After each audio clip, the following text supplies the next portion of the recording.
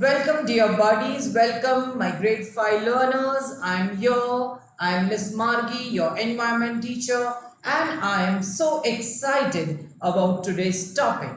Today we are going to learn about the universe and its birth.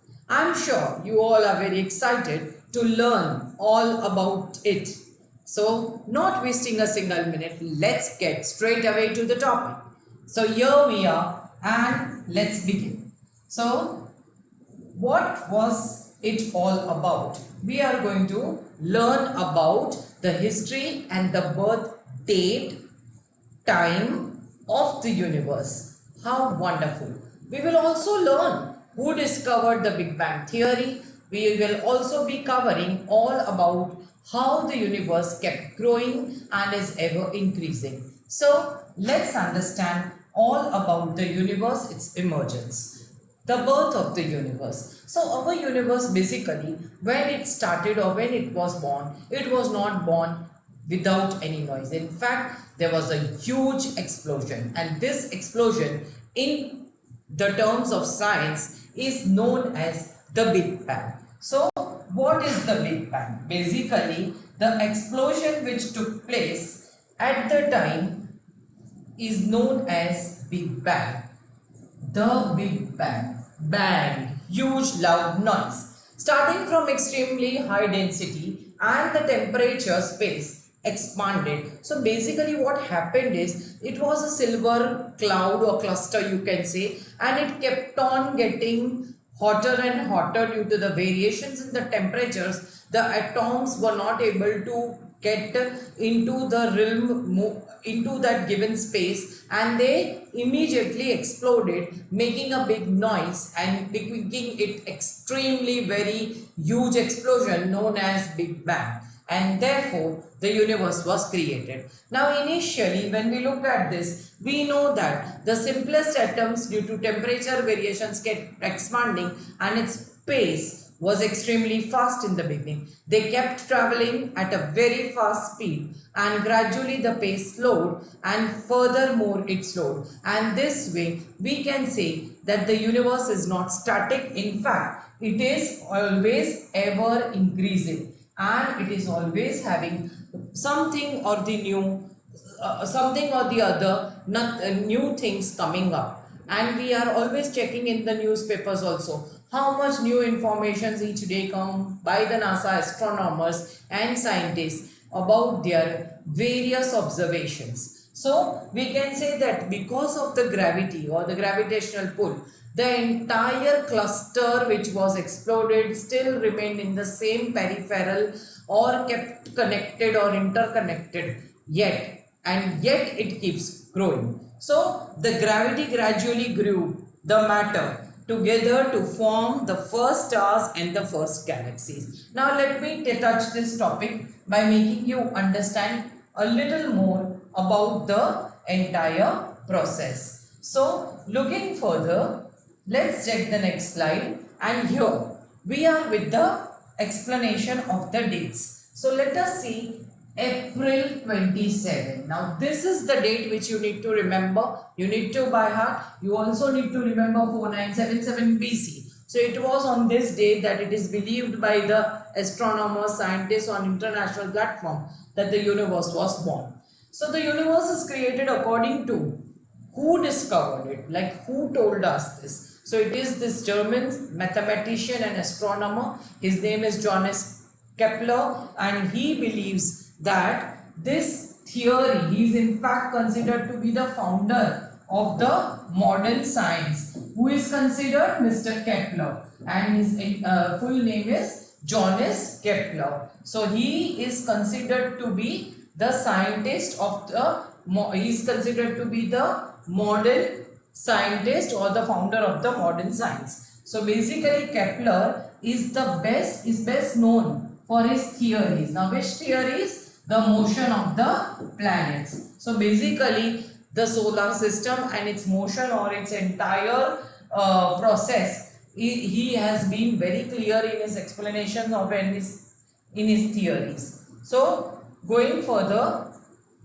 the Big Bang. So the Big Bang is how astronomers explain the way the universe began.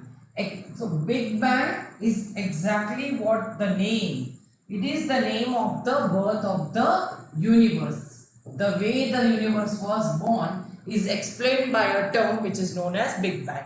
When we look further, we can say that this entire process started with a single point.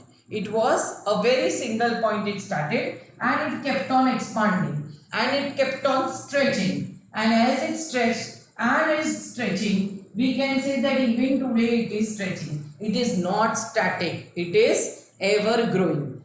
Look at this. Let me explain with one simple example. Now if I have a balloon which does not have air, and I mark with a sketch pen certain dots on this, believing them to be stars, galaxies and any other celestial bodies, what will happen if I will blow air in this balloon? Yes, it's going to expand, but with its expansion, what will happen to these dots? Will they expand or not?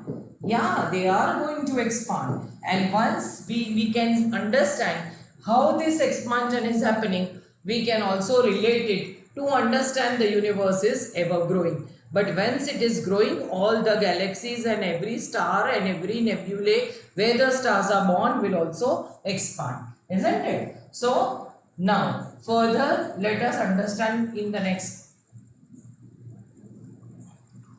What is Big Bang and what is the story? Now here the scientists believe that 13.8 billion years ago the Big Bang theory took place. When we look at the events, the physical theory that describes how the universe expanded from an initial state of high density and temperature. Now these two terms are very important for you to add, that it was what was responsible for the Big Bang. High density and temperature variations was responsible for the Big Bang to occur and for the universe to come up.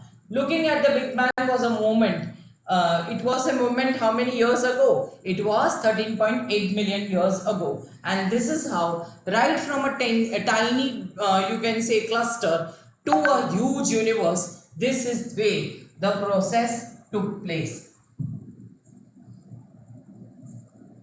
So, how did the universe grow after Big Bang? Slowly, steadily, that was not the process. In fact, initially it was a dramatic, speedy and fast pace of growth of the universe. It was expanding at a very great speed. Soon what happened after some time? Gradually the pace slowed. Today also it is increasing, but it is at a slower pace. Second point here to note in this is that because the universe has now already come into existence, does not mean that in a random speed all the changes came and the entire processes of all the galaxies and stars was born. In fact, 9 billion years difference is there between the birth of the other galaxies and solar system. So what happened in the other gap in between this? It is that the temperatures which were very high due to these explosions got lower, cooler and gradually got settled, and this dust and all the cluster which was there, they got settled, and finally the temperatures came to a condition where new existence and new births took place, and this is the birth of the stars, or you can say the nebulae, or you can say the birth of the galaxies. This is a very gradual systematic process which took place after the birth of the universe. So when we are looking at this, we must also understand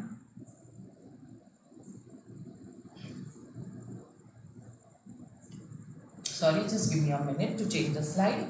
Yeah. So when we are looking what happened later, or how was the solar system born.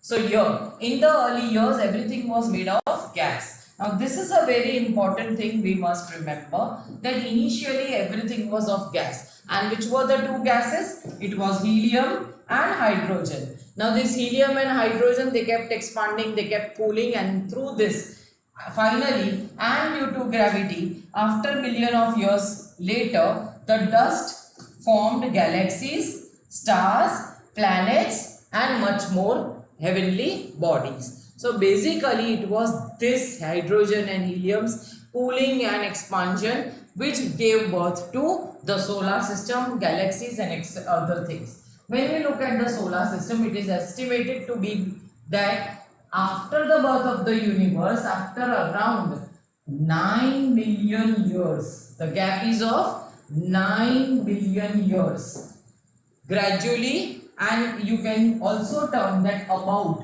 around 4.6 years old is our solar system. So when was the solar system came into existence? The solar system came into existence around 4.6 billion years ago. According to the other estimates, you can say, or you can say the current estimates which are there, the sun, which is one of the 100 billion stars. How amazing is this figure? 100 billion stars. First of all, we all have learned that sun is a star. We also have learned that sun is the nearest star to the earth. We have also learned that there are many more bigger stars than the sun. It is only that the sun is so near and so powerful that with our lame eyes or with our naked eyes, we cannot see the other stars in the day. And when the earth changes due to the orbital motion of rotation and goes to the other side of the sun, which is the dark side, when we are facing, we see the remaining far away stars which are 100,000 times bigger than the sun. So they all are made of hydrogen and helium gases, and they are born in the nebulae.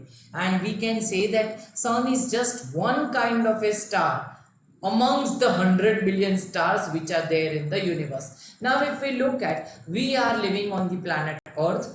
We are belonging to the Mandakini or the Milky Way galaxy. We are a part of the Milky Way galaxy, and there are many such galaxies. Some of the names are Sunflower Galaxy, Turtle Galaxy, Andromeda Galaxy. Remaining, you can always search which are the other galaxies. Now, when we look at the distance, now the celestial distance is always measured in light years. Well, how do we measure? In the terms of light years. Heavenly bodies, the distance of heavenly bodies is always measured in light years. And looking at the distance, it is around 25,000 light years away from the original, or you can say from the galactic core, who? The sun. So it is only 25,000 light years away from the galactic core.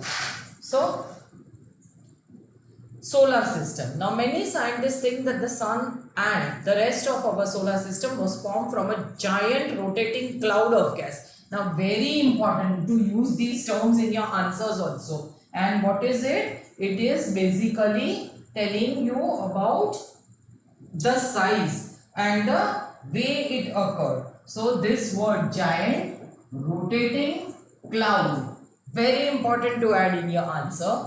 And what was it made up of? Gas, and it was dust, and this gave birth to the solar system and the nebulae. What is nebulae? First of all, let us understand what do you mean by this word. Now this is the birthplace of stars. Birthplace of stars.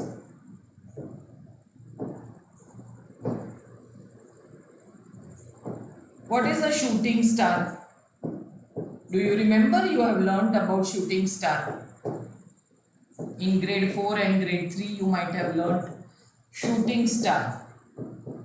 Shooting star is the dying star or which falls during the death of the sun.